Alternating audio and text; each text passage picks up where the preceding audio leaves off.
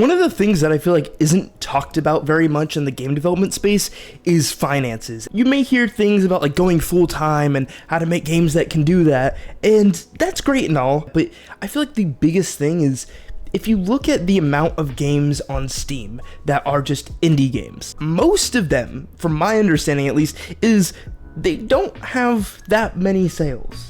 Like, I don't think that many indie games actually make, like, that much money, especially enough to go full-time with it for the average person.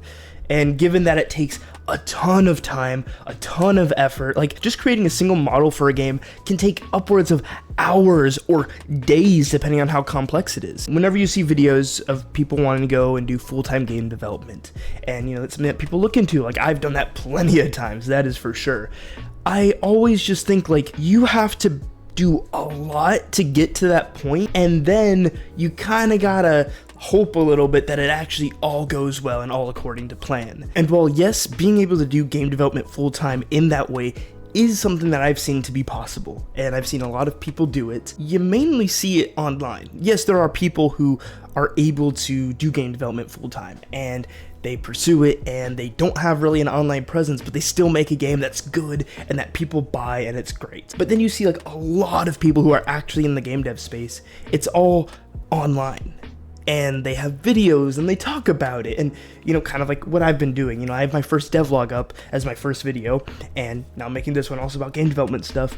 And it's interesting because most people that you see in the game development space that actually succeed are online and do have a YouTube channel. It seems to be more of an exception if you don't, and a lot more difficult if you don't, because then you don't have that audience, which is part of the reason why I've made this channel. Because, well, for one, I love doing YouTube. I've been doing this for probably over 10 years, on and off, various different channels, since I was just like a little kid making videos.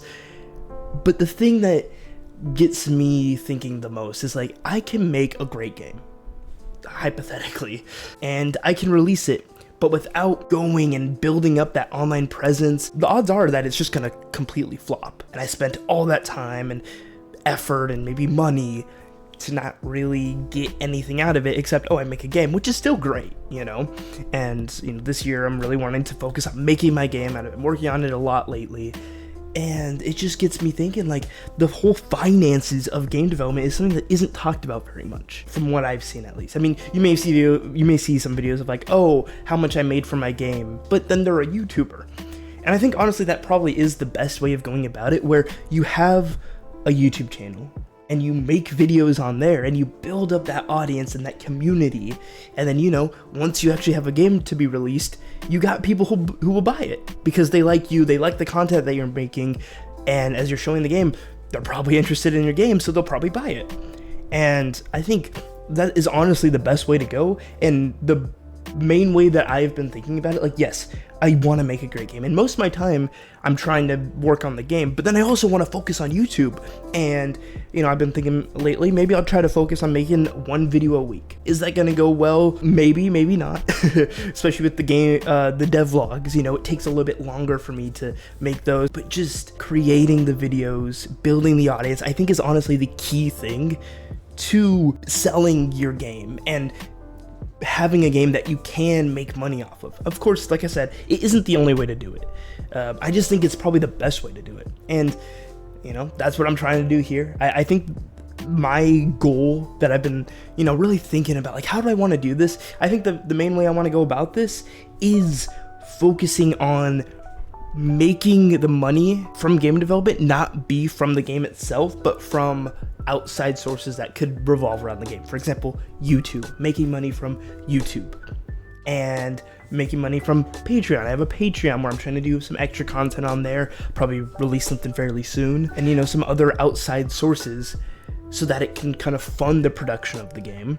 And if I can rely on other sources to produce that income, then by the time the game comes out, it's basically extra money that can go even further to full-time game development and the next game. But I think focusing on the game to be the sole main income source is the wrong way for most people of going about it, at least like nowadays. That's what it seems like. Of course, I could be wrong. This is just my thoughts on the matter. But yeah, I'm really curious. What do you think about this? Do you think the main best way to actually make a profit from your game, or to actually get some income from your game once you release it, is to have a YouTube channel? Because that's what it seems like is the best way to do it for me. I don't know for sure, but just from everything that I've seen, all the bigger successes, or the people that make a substantial, like decent amount of money, all have YouTube channels. Like I said, there are some outliers, like the person who made Stardew Valley, I don't think he had an online presence.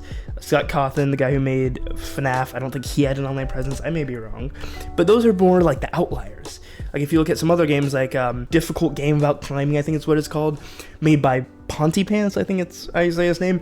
He is already a well-known YouTuber in the game development space.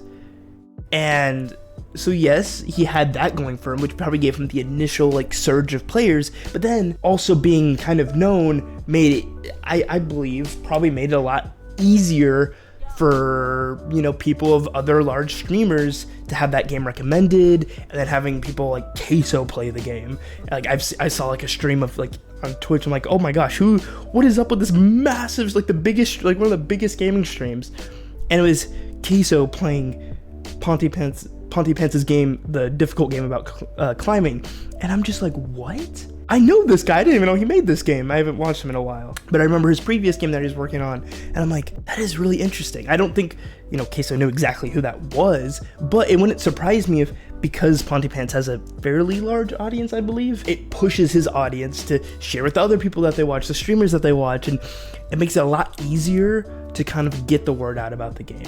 I mean, it's true that maybe he also reached out to him personally and offered the game for free to play it, and then he decided to stream it. You know, that's another option. I don't know exactly. I'm just saying, even when it doesn't seem like it may be directly linked, the biggest advantage you can have as a game developer, and a lot of creative stuff in general, or just anything in general, is having a YouTube channel. But yeah, that's gonna be it for this video. Let me know what you think. What are your thoughts on this? Do you need to have a YouTube channel in order to succeed at game development, or am I just crazy? They locked me in a room. A rubber room with rats. I'd love to hear what you think, but yeah, check out the Patreon and the Discord, and yeah, subscribe as well. All that fun stuff. I'll see you in the next one. God bless.